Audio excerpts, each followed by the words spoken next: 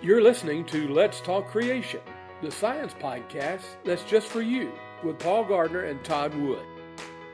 Well, welcome back to another episode of Let's Talk Creation with Todd and Paul. I'm Todd Wood.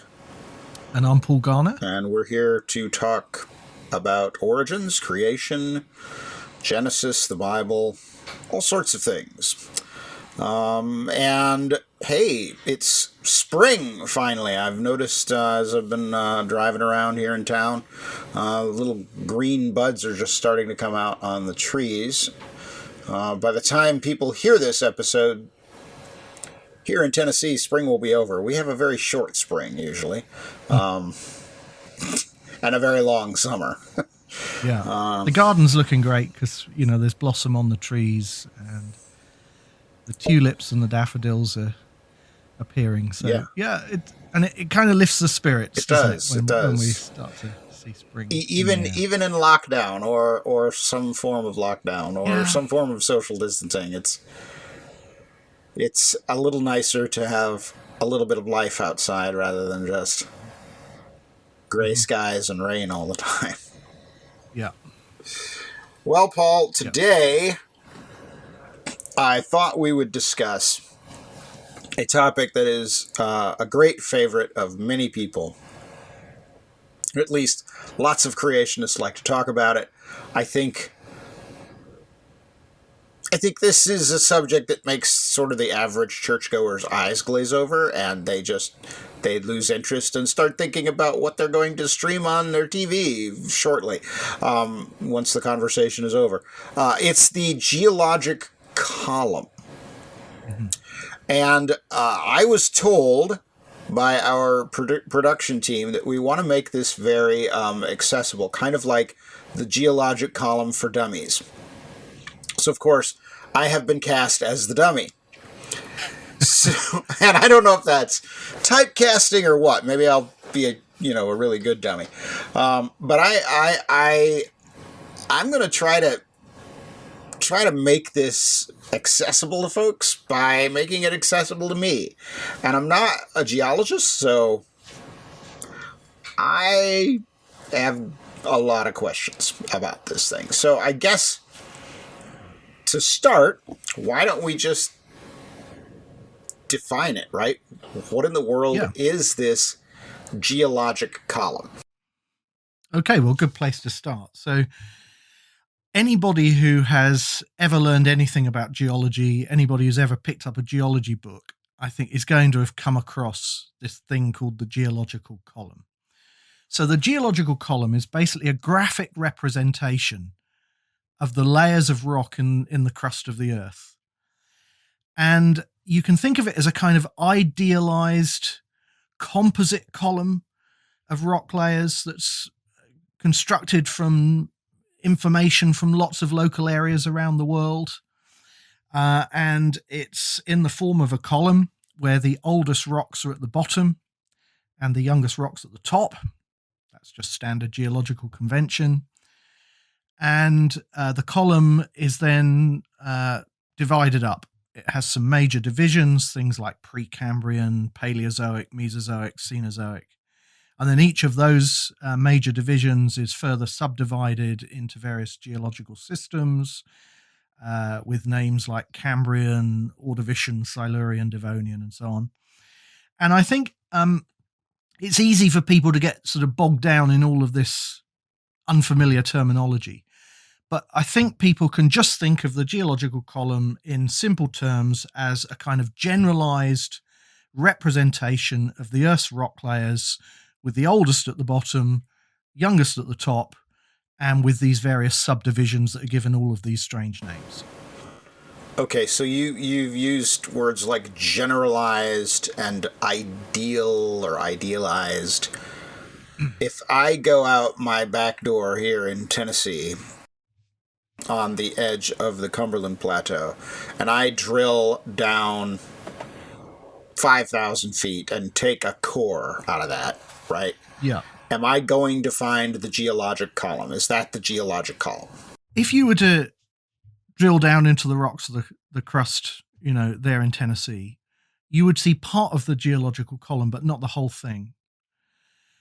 in any one location on the surface of the Earth, we don't see the whole column, in one place. And in fact, this is often an objection that is raised against the concept of the geological column by creationists, perhaps, who are suspicious about it. They say, look, it's entirely hypothetical. It doesn't really exist in reality. You only find it in the textbooks.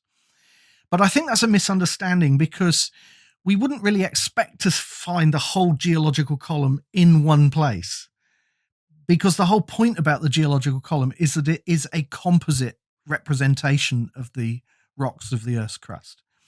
In any one location on the surface of the Earth, sediments are not being deposited continuously, because the sediments that are being deposited in one place are obviously being sourced somewhere else by erosion. And so when erosion is happening, there's a time gap, right? You're not having sediments deposited. But we can piece together the geological column as this composite by filling in the missing interval in one local column by the rocks which are being deposited somewhere else during that time interval. So this is the concept of the column. It's a composite from many local geological columns in many places around the world. So I guess that makes sense. So I live here where I live. There's a to the west of me. There's a plateau. Basically, the lowlands around here. That's ridge and valley, and then there's mountains. There's pretty substantial mountains to the east of my house. So it would make sense to me then that must involve a lot of stuff. I don't know how to describe it geologically, but you got to build your mountains up, right? And that's going to erode stuff. So I suppose it would make sense then that layers would be eroded and reworked. Yeah. Yeah. So, having said that, yeah. I mean, there are some places in the world where you can get a pretty good cross-section of the geological column. I was going to ask that, yeah. There must be some place where there's a lot of it, right? Maybe not all of it, but a big chunk of it. Sure, and it kind of depends what you mean by a local geological column, right? So take the Colorado Plateau, for example, which is this high uplifted plateau. It covers parts of Arizona and Colorado and Utah. Okay. And dug into or carved into that high uplifted plateau, we have a number of deep canyons. The most famous, of course, being the Grand Canyon. And if you go and look at the rock sequence in the Grand Canyon, we have some crystalline basement rocks, and then they're of Precambrian age, and then we have some tilted Precambrian sedimentary rocks on top of those, and then on top of those we have flat-lying sedimentary rock layers of Paleozoic age. So we have a pretty good cross-section of the parts of the Precambrian up to the end of the Paleozoic. I think the Ordovician and Silurian are missing. But then if you go further north from Grand Canyon, just a few miles further north to the Vermilion Cliffs, in the Vermilion Cliffs, there are the Mesozoic rock layers that sit on top of the Paleozoic rock layers that you can see exposed in Grand Canyon. And then if you go a bit further north still, just a few miles further north, say to Bryce Canyon, you can see then the uppermost parts of the Mesozoic and the lowermost parts of the Cenozoic. So within a relatively short distance, you can actually see a pretty good cross-section of a substantial portion of the geological column. Okay, so if by some chance we got permission and we could drill down through the crust there in Bryce Canyon, would we have most of the column underfoot there? Yes, I think you would. Okay. Yeah, I have to say I'm not familiar with whether they've You're done. Not sure, but it's probable. But it's probable. It would make sense that yes, you would. Yeah. Okay. All right. So there are places where most of the column, or most of these layers, and when we say column, again, we're talking about a certain order of layers, like a stack of pancakes. Yeah. That would be an American thing. I don't know what you guys would have over there. In Or America, a layer cake. we have things called pancakes, and they're delicious. Yeah. Anyway, they come in stacks. Yeah. What would be a British analogy? Do you have anything like that? Yeah, like a layer cake. Like a layer cake. Okay. Yeah. Yeah. Yeah. All right. So layer cake. We sometimes refer to it as layer cake stratigraphy. Okay. So the sequence of rock layers, like the layers Like you a find layer in a cake. cake. Yeah, a piece of sponge, and then some cream, and then some more sponge, and then the icing. Right. Yeah. Yeah. That's good. Okay. Good. So, all right. So that's sort of the theoretical reality of what we think about as the column today. How did this get put together? Who came up with this stuff? I know, I think about physics. I immediately think about Newton and his massive breakthroughs. I think biology, and I think Darwin and his Origin of Species. And I think geology, and I think... I'm not sure. Okay. Who's the Darwin or Newton of geology? Who is that guy? Is there one? Well, I don't know. Yeah, well, the story of the geological column actually involves a lot of different geologists. Okay. And I suppose to answer your question, how was the column put together? There's a short answer and a longer answer. Okay. And perhaps we should sort of tackle both. So, well, why don't you start with a short one, because I think that's going to open a can of worms, and then we'll try to follow all the threads there and see if we can make sense of it. Sure. So the short answer is that the basic details of the geological column were put together in the 18th and particularly the early 19th century by a number of geologists who basically recognized that there were successions of distinctive rock layers that appeared to occur in a consistent order wherever they were found. Okay, succession of distinctive rock layers. You're saying that... What would that look like to me? I'm going out, I see like a layer of sandstone and a layer of limestone or something like that, and it's always in the same order with the same fossils in it, something like that? Yes, superimposed on this sequence of rock layers, there were also successions of fossils. Okay. And they also appeared to occur in a predictable sequence. So it didn't have to have fossils. It didn't have to have fossils. You can piece together the geological sequence without the fossils. Okay. In many cases, but fossils also seem to show this same kind of predictable sequence and order. And it was by putting all of this information together that, in effect, we get the basics of the geological column. So the geological column was simply an attempt by these early field geologists to summarize and to synthesize the patterns that they were observing in the rocks and in the fossils that those rocks contain. So did this happen while people were still something like flood geologists, or were these people already, thinking the Earth was millions of years old? What's going on there? Do they understand? Yeah. I guess the question is, do they understand? Do they have a model of where these layers are coming from, or are they simply describing what they observe? I guess that's my question. Well, the geologists who put the column together were mostly not evolutionists. Okay. In fact, they were anti-evolutionists very, very often. All right. Then.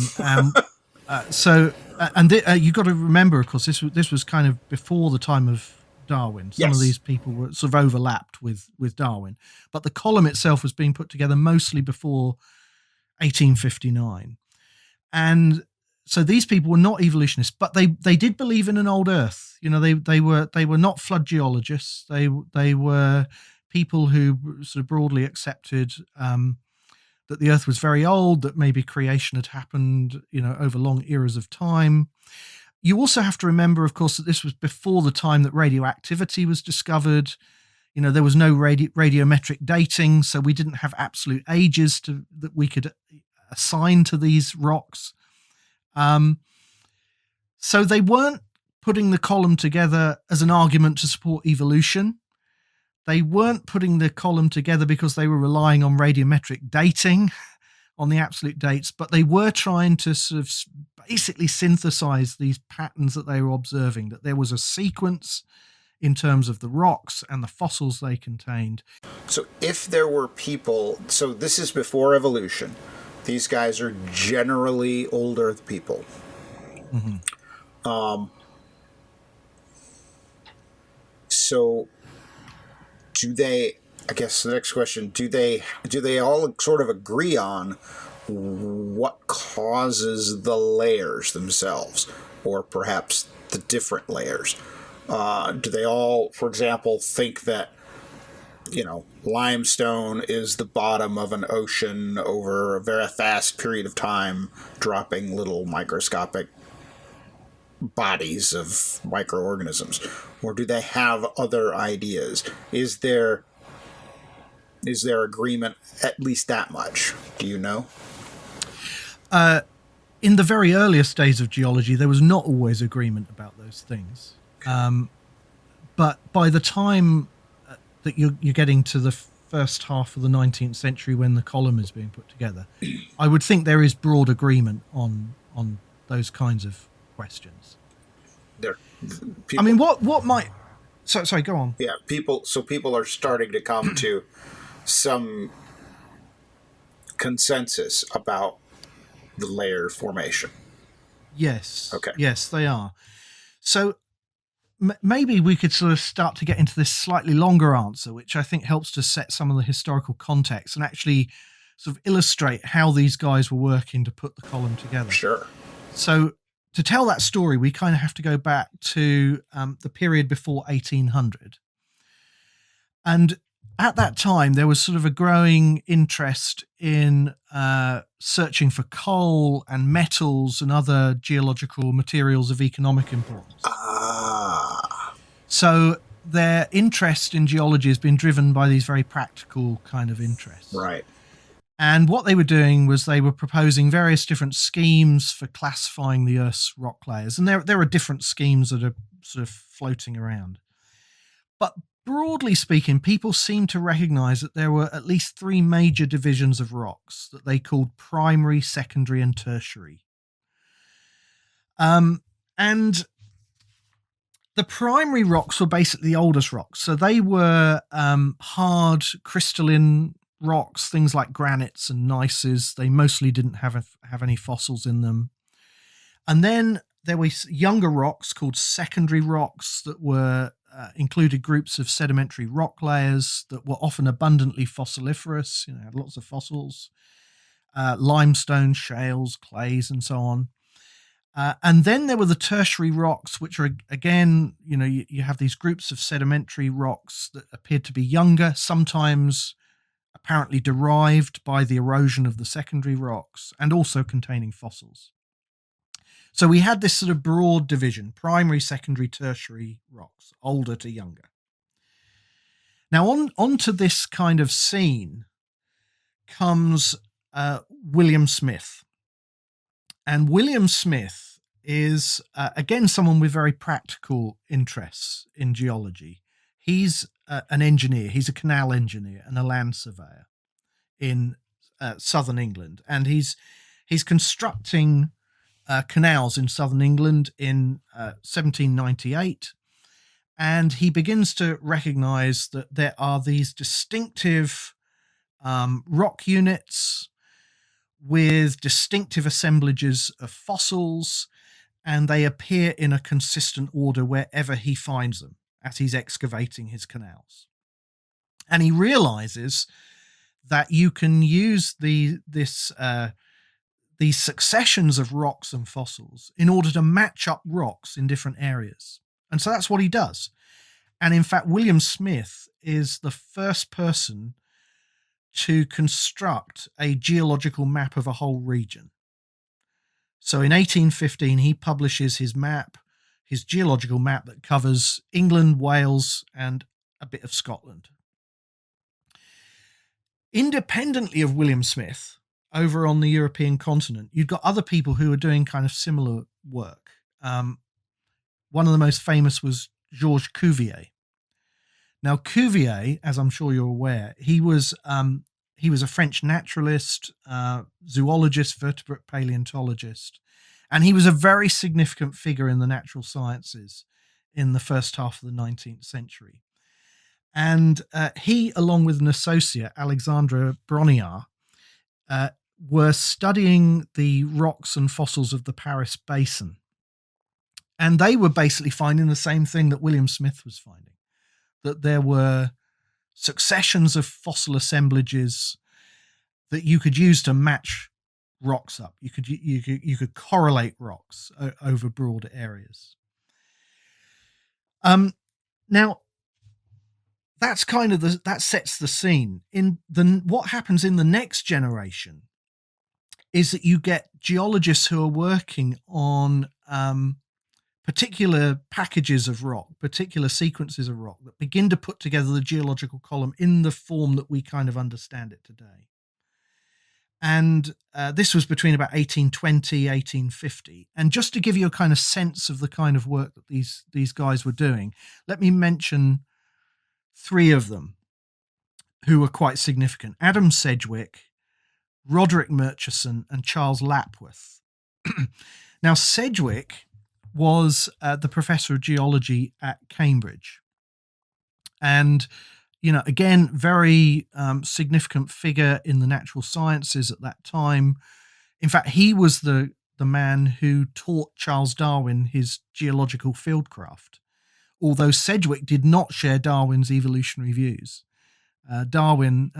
Sedgwick described Darwin's theory, I think, as a dish of rank materialism. So, he was not a fan of Darwin's evolutionary ideas, but very good way with words there, I think. Yeah. Yes, he didn't mince his words. So Sedgwick, in 1831, he spends a couple of field seasons in North Wales, where he's studying a sequence of very highly folded and faulted rocks. And what he's trying to do is basically work out the sequence of the rock layers and the major boundaries and subdivisions. And that becomes the basis of what he calls the Cambrian system. Okay, so he names this system of rocks the Cambrian system. And in fact, the name Cambrian comes from the ancient name for Wales, Cambria. So it was just named after the region where it was first described and defined. Now, meanwhile, Sir Roderick Murchison, who was another well-known geologist of the time, he's studying a similar rock sequence in South Wales, but where Sedgwick is kind of working from the bottom up, Murchison is working from the top down. And he's doing the same thing as Sedgwick, basically. He's sort of working out the sequence and the major subdivisions, and he defines this package of rock as the Silurian system. So he gives it that name. 1839, he publishes a monograph called The Silurian System.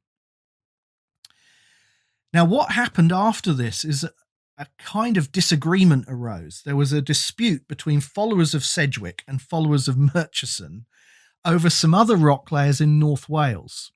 And the dispute was basically this: should they be included in Sedgwick's Cambrian system, or should they be included in Murchison's Silurian system? Right, so there's this debate, where do they actually belong? And in 1879, Charles Lapworth, another geologist, is looking at these rocks, and he realizes that the fossils in these disputed rock layers are actually different from the fossils in Sedgwick's Cambrian rocks, and they're also different from the fossils in Murchison's Silurian rocks. And so he says, no, these rocks actually belong to a new system all of their own, and he calls it the Ordovician System. And that was in 1879, although I think the Ordovician wasn't formally recognized until about 1960. But, Lapworth was basically trying to sort of resolve this dispute between the followers of Murchison and Sedgwick. So this is the kind of sort of detailed field study and the kinds of debates and disagreements that there are that lead eventually to the formulation of this geological column with all of these defined systems of rock in this sort of layer cake, or this stack of pancakes. And that's put together mostly between, as I say, between 1820 and 1850. And the names of, these sort of names that we all struggle to memorize, Cambrian, Ordovician, Silurian, and so on, they mostly come from, they have a number of sources. Some of them come from the region where those rocks were first described and defined, like the Cambrian. Some of them come from the names of tribes, ancient tribes that lived in those areas, like the Ordovician and the Silurian. Some of the names come from particular rock types that are characteristic of those particular geological systems. So the Carboniferous, for example, comes from the Latin carbo, meaning coal, because coal was particularly well developed in the Carboniferous system. Or the Cretaceous is named from the Latin creta, chalk, because it's in the Cretaceous that we find this enormous development of chalk layers. So that's basically, how this geological column gets put together. You've been listening to Todd and Paul Talk Creation. If you'd like more information about any of the subjects discussed in the show, please visit us at coresci.org/podcast. That's coresci.org/podcast.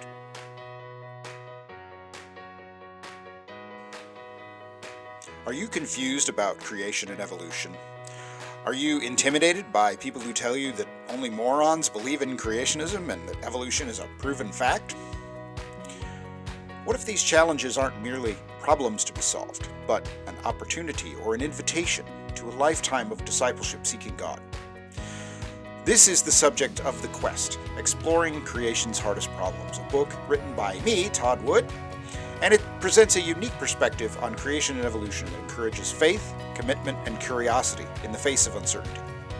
Science and biblical creation walk hand in hand as we explore God's creation. God calls us to experience the joy of questions and the beauty of His handiwork on the quest. It's available today at coresci.org/quest.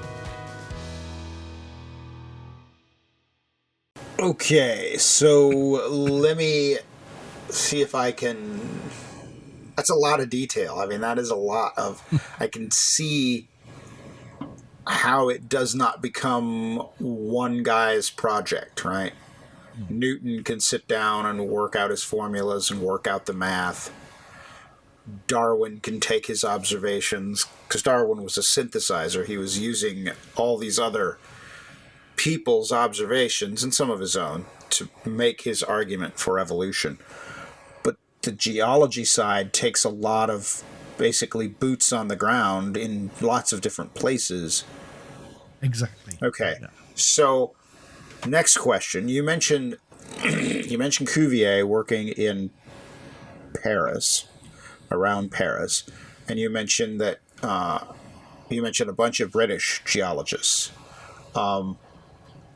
So how do you know that the rock layers and the column that you put together in Britain is the same one that's happening over in France? Because it makes, I mean, from a sort of a dumb biologist perspective, it makes sense that different places would have different things, right? Because when I go to different places, there are different organisms, different plants and different animals and so forth.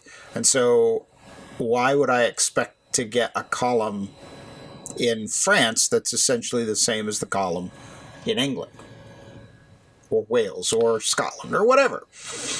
Yeah. Well, that's a very good question, because I think that's a reasonable question to ask. Why would you expect the column that you describe in Britain bears any relationship to the column on mainland Europe or in the United States or in Africa or Australia or wherever. Yeah, I mean, we've had Brexit now, so there should be no relationship between UK and Europe. So that's a great question, and I don't think there is a good reason to expect that they should basically you should see the same patterns. But one of the most remarkable things about the geological column is that actually the geological column does work in those disparate parts of the world. So although much of it was defined in Britain, not all of it, because bits of it were defined elsewhere. So the Permian is named after the Perm province in Russia, and the Triassic is named after a set of rocks in Germany. So not all of it was put together in Britain, but much of it was. But the remarkable thing is that when we do go to other parts of the world, we find that actually the column works really well, and it kind of matches the patterns that we see there as well. So, for example, if you were to sort of give a very broad sort of overview of the column here in Britain, you would say something like this. So we have basically a crystalline basement, hard crystalline rocks, granites, gneisses that form the kind of bedrock of the country. And then we have a series of sediments on top of that. So we have marine Paleozoic sediments with fossils of trilobites and brachiopods. And then towards the top of the Paleozoic, we have carboniferous layers which have coal beds in them. And then they're followed by sort of red beds, red sandstones and mudstones. And then we get into a whole variety of terrestrial and marine sediments that have dinosaur fossils in them. And at the top of those layers, we find the chalk. And then we get into the tertiary layers, and they contain fossils of mammals and birds. And eventually you get up into the top of that series of layers, and we get the Ice Age deposits. So that's a kind of summary of what we see in the geology of Britain. Now, the interesting thing is when we actually look in other parts of the world, we find that sequence of layers is what we find elsewhere. So think about the Grand Canyon again. We've already talked about the Colorado Plateau. The Grand Canyon has the crystalline basement rocks, and then it has, marine Paleozoic layers on top with trilobites and brachiopods and things. And also in the United States, we have carboniferous deposits. So we've got the coal beds, in the coal basins of Pennsylvania and Illinois and so on. And you've got the red beds, you've got the Permian and Triassic red beds, and we've got the Mesozoic layers with the dinosaurs. And there's even chalk. We have the chalk in the Cretaceous. You've got the Austin chalk in Texas, for example. And then you go up into the tertiary, and you've got the tertiary beds, and you've got the Ice Age deposits on top of that. So, the geological column, although it was basically defined here in Europe, works pretty well when you go and apply it to the geological sequence in North America. So in other words, what we're looking at is something that appears to be a kind of global pattern, global signature. I was just going to say that. I mean, it seems I can see why people would be skeptical of this, because it seems incredible. It seems impossible, unless there is literally, you're talking about a layer sequence that can be defined based on essentially the composition of the layers as a first approximation of what things are. You're talking about red sandstones that occur in particular layers, chalk deposits that occur in particular layers, carboniferous stuff that occurs in a particular layer, the coal deposits, those particular coal deposits. It would seem like you would need a global explanation to account for a global sequencing. Am I wrong? It seems like that's right. Well, I mean, when we see patterns as scientists, they cry out for explanation, right? And here we see a global pattern. Sure, there's lots of local complexity and regional complexity. So, we're not talking about individual beds, the same beds necessarily showing up, in Illinois as show up in the coal basins of Britain. But there are broad first order patterns which do show up everywhere. These sort of big global patterns. And that's crying out for an explanation. And as creationists, I think we are justified in saying, well, we've got an explanation for that because, we believe that the Bible teaches that there was a worldwide flood. And a worldwide flood would have worldwide geological effects. You would expect that if a worldwide flood occurred, that you would see worldwide patterns in the Earth's rock layers and in the fossil layers. And that is what we see. At a first approximation, that is exactly what we see in the record. So I think that is that should hearten us as creationists. Yeah. And that's one of the reasons why it's always been quite difficult to understand why there is such fierce resistance to the concept of the geological column among at least some sections of creationism. Because to me, it kind of, it's like we're shooting ourselves in the foot if we want to deny the global patterns that I think our model expects to see. Yeah, I can see that. Yeah. So in sort of the conventional world where there's no global flood, right? Let's just pick an example here. The Permian Sandstones. So I'm suddenly no longer playing the dummy because I know what a Permian sandstone is, at least. But yeah, so there are these sandstones that are pretty much all over the world. They're Permian, which means they are the last layer deposited before you get to the first layers where you find dinosaur fossils. And they're sandstones, and so they're everywhere. Which I don't know. How do you get around? I mean, if everywhere you go and you find Permian rock, they're all sandstone. How do you get around needing a global explanation? How do you explain that if you don't have a flood? What's the explanation? Can you give me an example? Yeah, I mean, there is obviously more complexity than that. Not all the Permian rocks are cross-bedded. All right. Sandstones. Fair enough. But I did not know. But that. nevertheless, there is a broad pattern. So, John Whitmore and others have studied the Coconino sandstone. I was part of that project studying the Coconino Permian sandstone in Grand Canyon. Crops out across much of northern and central Arizona. And there are other similar sandstones across the southwestern United States of broadly similar age. And that they look very similar. They often look very similar, have similar characteristics, similar sedimentology, similar fossil footprints, similar traits, basically. But we find the same kinds of sandstones here in the UK. John Whitmore came over here. We looked at the Permian sandstones here in Britain. And we kind of went around all of the major sort of Permian sandstone units here. And they look very similar to what we see in the United States, have very similar characteristics. And you can find them in other parts of the world as well. So how do they explain this from a mainstream perspective? Well, to take the Permian as an example,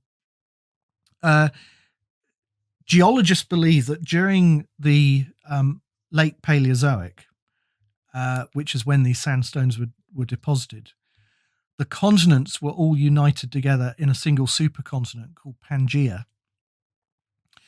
And so they interpret these widespread cross-bedded sandstones as desert sandstones that were being deposited in the very hot and arid interior of this enormous supercontinent that existed at the time. So that's basically how they would sort of understand the data. So all the world is a desert. Yes. So basically, the world is pretty much a desert at that time. Yeah. How does that happen? I mean, I understand, the weather. I don't understand them, but I have a vague education about air movements and patterns, and most importantly, the water cycle, right? The water cycle where you have evaporation of water from the oceans, and it comes up over the land, and it falls as rain and runs as rivers back to the ocean. There's a cycle there. So you're telling me that the model for the Permian Sandstone is that is essentially suspended on a massive scale. I mean, the only way we get deserts today is that there are certain places where the winds don't blow the water over the land. Right. And so and it's diagnostic. You can say there's certain latitudes and certain landforms. You're gonna get a desert. So is that what's going on? Is it just that I can't even imagine how that would work. Well, I mean, it's partly a function of where they think Pangaea was located. Okay. On the Earth's surface at that time, because remember the continents move around. Right. And it's partly a function of the fact that the climate of an enormous single supercontinent is very different from the kind of climate that would characterize our modern world with widely separated continents separated by wide oceans. So I suppose the thing is that in order to account for these unique kind of rock systems that characterize particular geological systems in the column, you have to invoke conditions in the history of the Earth that are very, very unlike anything that we experience today. The same would be true of the chalk. Yeah. Right. We do not see today coccolith sediments like the chalks, composed of these little tests of microscopic marine organisms. Right. We do not see chalk being deposited on the scale that we see in the Cretaceous, either the thickness of the sediments or the wide distribution of those sediments. And remember, this is on the continents as well, because these coccolith sediments are basically on what today are high-standing continents. So again, you have to invoke sort of unique circumstances. So the Cretaceous is thought to have been a time when seafloor spreading rates were very high, and that meant that sea level was very high. So the oceans were flooding the continents, and there were unique chemical conditions in the oceans that meant that these coccoliths were just sort of prolifically producing all of this chalk sediment.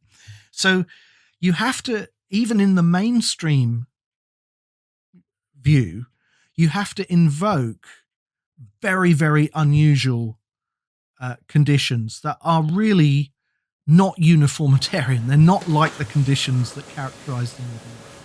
Sure. So you end up with even the sort of conventional geologist then has to say, okay, well, we've got a global pattern here, and we're going to have a global explanation, even if it is essentially unprecedented in the world that we know. Yeah. Like you say, non-uniformitarian. Uniformitarians think that what you see now is what's always been, and so the processes that we see now run off over millions of years will generate what you see in the geological record. And so you get to something like the Cretaceous with the massive chalk layers, or the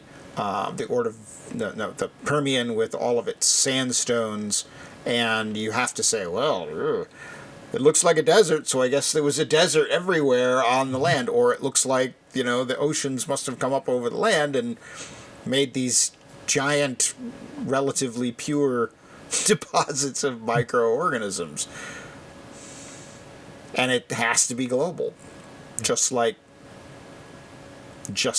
our model produces a global expectation of what the column would be like. Yeah. And mainstream geologists, have recognized the unusual nature of this. So, Derek Ager was president of the Geologists Association here in Britain. He was chair of the geology department at Swansea. And he was he called himself a neo-catastrophist. He was certainly not a creationist. But he saw that there were patterns in the geological record that were unlike, patterns that you would expect from the modern world. He wrote a book called The Nature of the Stratigraphical Record, and I think the first chapter in that book is called The Persistence of Facies, which is really just talking about this remarkable phenomenon that you have these distinctive rock types, these distinctive rock formations that you can recognize, in Europe and in North America and in other parts of the world.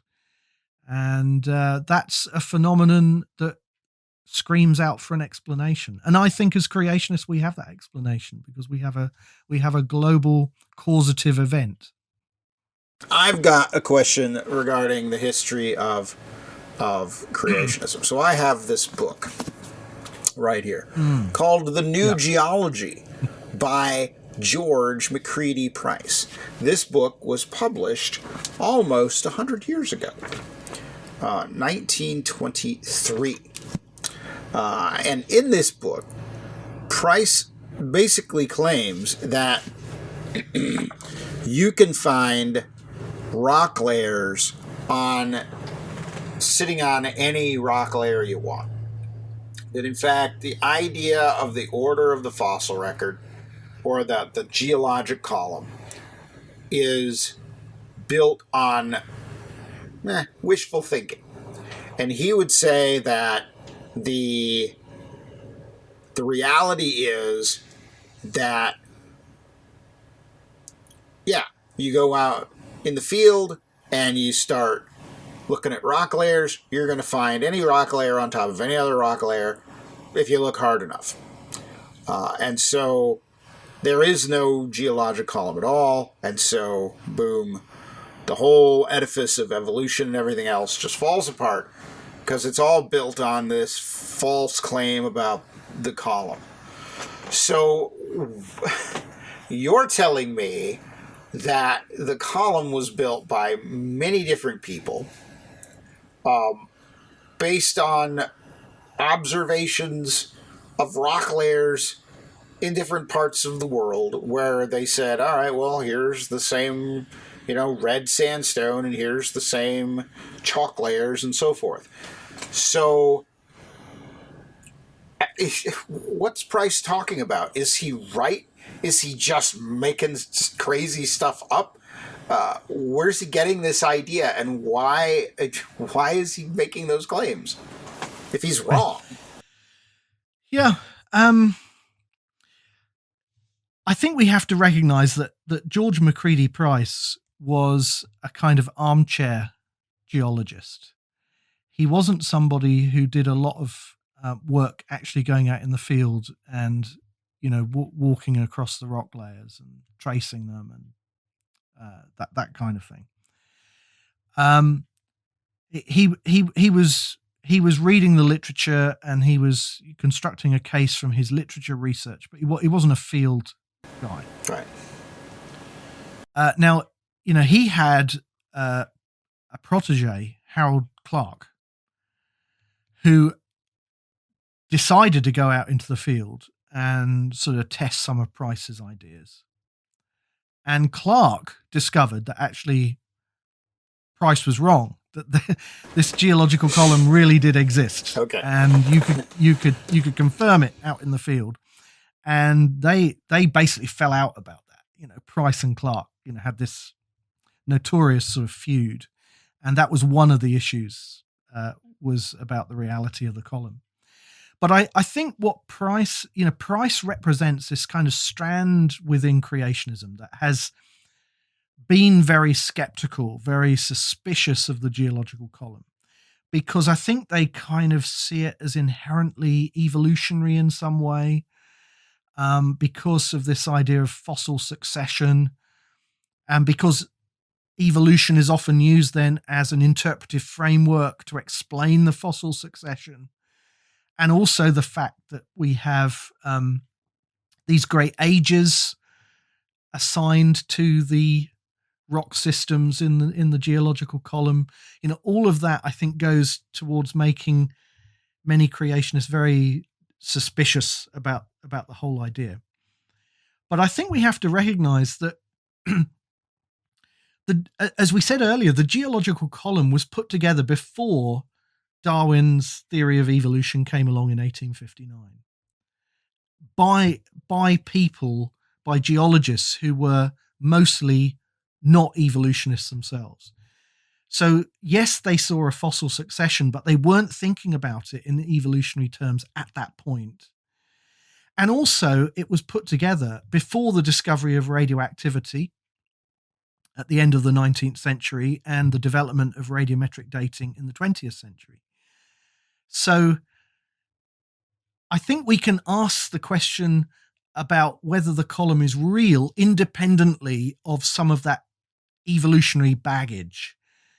Is there a real sequence? Can you actually go out and tramp over the rocks in the field and find that this sequence consistently holds up? And I think, broadly speaking, most of the creation geologists that are part of the kind of community that we're involved in would say yes, you can corroborate this geological succession, and in fact, 200 years of field work by thousands of geologists since the time that the column was first put together has effectively corroborated that the column is real. So you mentioned local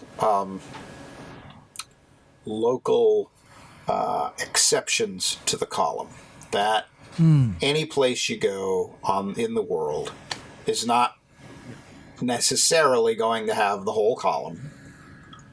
Definitely won't have it. If it does have a large portion of the column, probably doesn't have all of it exposed in one place where you can observe it directly. I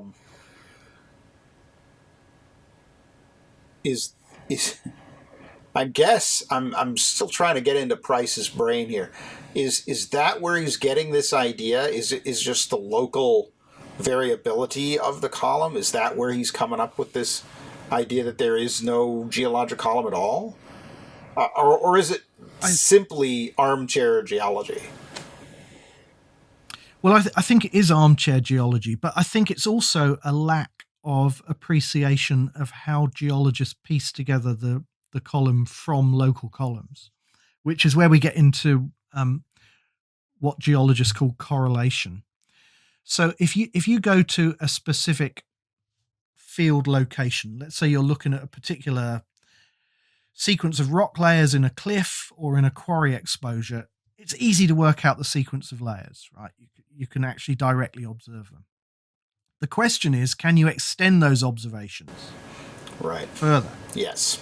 And one of the things you can do in the field is you can simply walk along the outcrop and you can follow the rock layers and see what happens to them in many cases. And so for example, if I were to take you down to the south coast of England and we were to go to the counties of Dorset and Devon, we could see some Triassic rock layers and we could literally just follow them along the coast and we could see what happens. And we would find that they are then overlain by Jurassic limestones and shales. And then you can find that those Jurassic limestones, as you go further along the coast, those limestones and shales are then succeeded eventually by the Cretaceous sediments and the chalk and so on. So you can begin to piece together more of the column simply by walking the outcrop. And in fact, you can then extend those observations even further by developing a column for the whole of a region. So say the whole of southern England or the whole of England, by extending those kinds of careful field observations combined with other data, borehole data and things of that kind. Where things get a bit trickier is where you can't establish direct continuity. So, for example, eventually you're going to meet the English Channel, and then you're going to be looking at the rocks on the other side of the English Channel in France and Germany and so on. And the question then becomes, well, if we can't establish direct continuity, how do we know that those rock layers really match up? And this comes back to what I said, that actually you see a lot of similarities in the rocks in France and Germany with the rocks in England that makes, I think, the idea that there was some kind of direct physical connection at some time a very reasonable inference. And in fact, you can, by drilling into the rocks in the English Channel, you can actually get some evidence that helps to confirm that connection. But then you've eventually got the case where, you're talking about regions that are separated by wide bodies of water. You're talking about different continents. Yeah, North America, for example. The Atlantic Ocean. Yeah. And there, obviously, you can't establish a direct connection so easily. But again, those broad-scale patterns that we talked about hold up. The geological column essentially works in North America just as it works here in Britain. So I think, these are reasonable inferences that you can make. And I think what often those who are skeptical of the column do is they go and look at the rare exceptions where they see that what they perceive to be contradictions to the column. So they find a place where in northern Montana and southern Alberta, where there are Precambrian rocks sitting on top of Cretaceous rocks. And clearly the Cretaceous rocks are, according to the geological column, much younger than the Precambrian rocks. So they're in the wrong order.